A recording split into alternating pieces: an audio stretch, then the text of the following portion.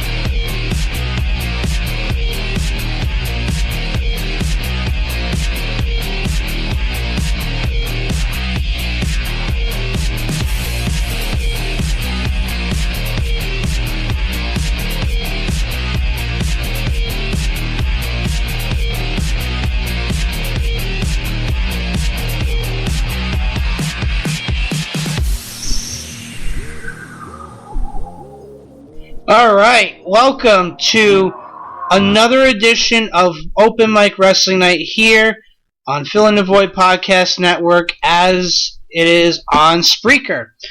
We've been on Spreaker now for a little bit of time. I hope, if you've followed the network long enough, you've kind of come accustomed to, hey, this is kind of how things are, and this is where we're going to be. So, thank you for tuning in. If you are, wherever you may be, whether you're listening to me live, which it's today, it's Thursday, the 1st of June, 2017 at 9:04 p.m.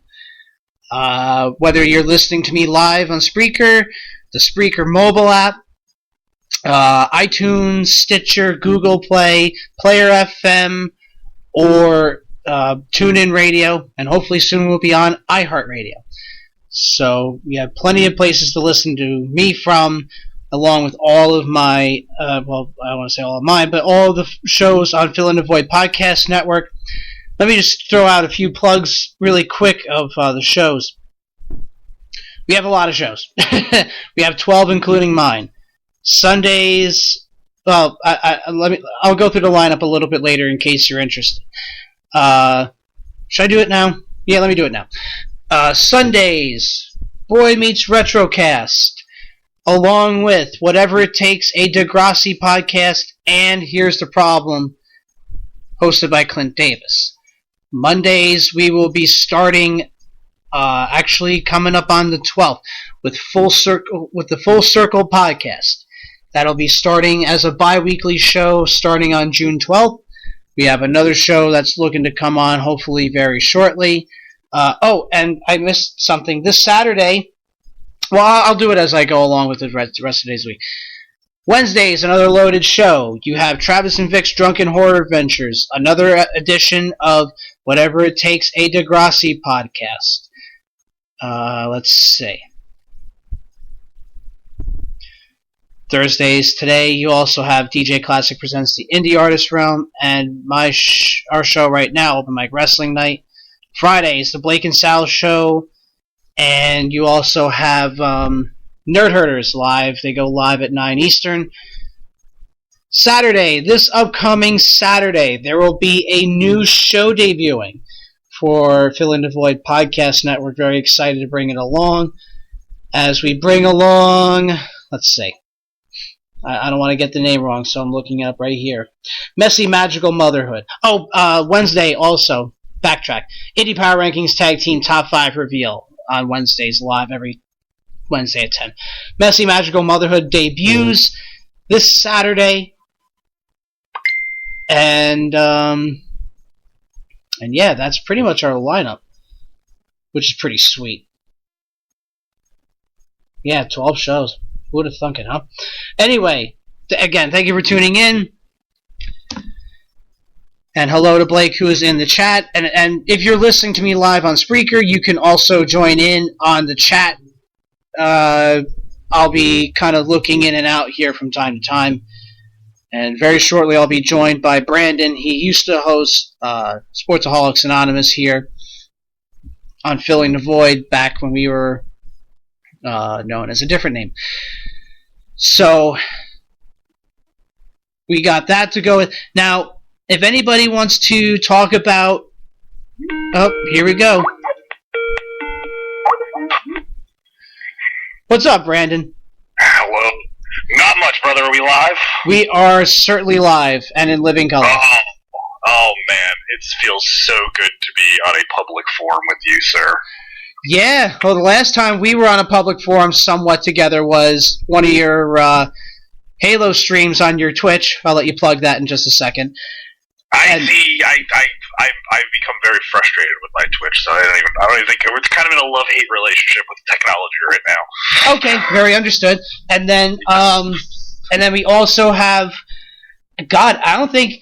See, let's just backtrack here for a second. Brandon, back in the day when I first started Filling the Void Podcast Network, when it was then known as Dream Elite Radio, I used to work at a funeral home, and every now and again I'd pop with Brandon because he was hosting Sportsaholics Anonymous, and I would text him and be like, "Dude, you gotta at least start the show for me for right now. I'll call in once I get out." So most of the time he'd probably start off the show for a good half hour before I called in, and then I'd be driving my half-hour ride home while talking to him, and then that's kind of how we finished things up. But yeah, no, we're no strangers to one another. Very far from it, Brandon and I. Yeah, man. It's been far too long. We've been on this strange journey in podcasting together, and it's been a trip, man. Yeah, you ain't lying. Trip. You ain't lying. I interview Nigel McGuinness. That's. I mean, I'm putting that feather in my cap. I didn't set anything up with that, but as for a guy that literally started out as a wrestling fan in upstate New York, and who is an extremely minor player in the business, that's a pretty cool thing. So it just goes to show you that if you want to do something, the only thing that's stopping you is you, man. So absolutely. Let's get on with it. Yeah, absolutely. We can sing our accolades all day, and we're just not going to do that. Anyway, so I'm vamping because I had no idea what your show was about. I literally just threw this whole thing together 5 minutes ago. Yeah. Well, okay. So first of all, one of our other hosts, Blake, says hello to you. Hi, Blake. Of the Blake and Sal show. You can hear him again every Friday. They go live every Friday morning at 10 a.m. A pre-recorded episode they load. Oof, that's brutal. Hey, you know what? Yeah, but it gives you a lot of time to listen to it during the day too. You know, you got time from then until Nerd Herders later that night.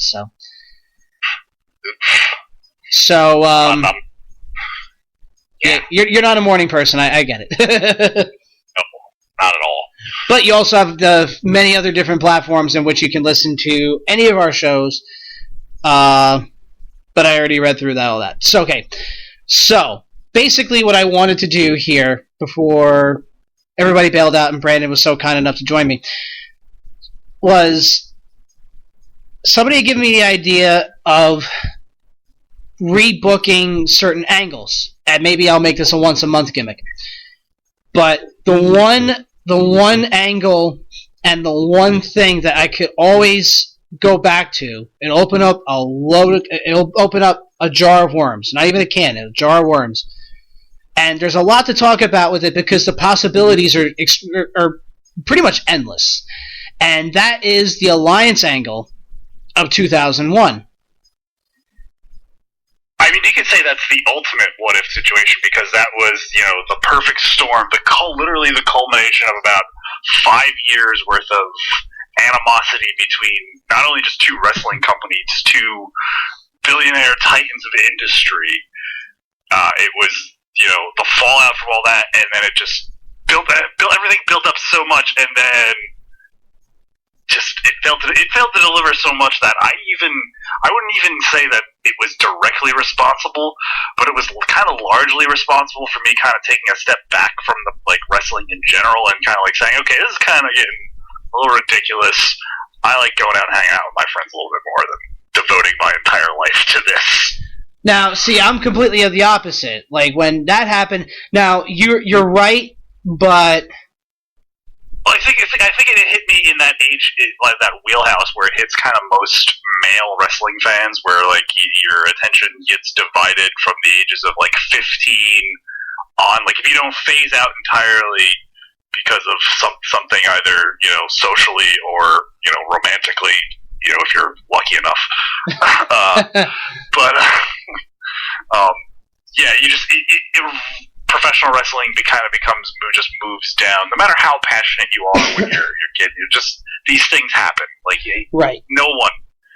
I guarantee you, everybody that has been a fan at one point in time has just kind of like taken a step back. Yeah, I mean, and that's unless your ace pro wrestling's Jamal Jackson, who literally I think just watching nothing but wrestling. Yeah, I mean that dude. I mean, that's that's dedication. When he comes up here, it's like I'm watching SmackDowns from that era. Again, usually a lot. Like he usually like every time he comes up here, and I don't know if he's listening to this, but I know he will at some point in time. Probably, I'll make him listen. He just puts on.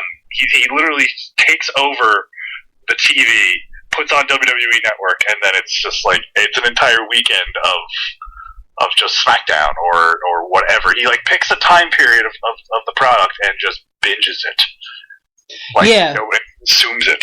I mean, and this is no disrespect. By the way, Jamal Jackson, and I don't know if you were there for that live. He has probably one of the best promos at an IBW like super show in Deer Park. I'll never forget it. I'll talk about it later, but he'll always live in forever in my mind for that one promo.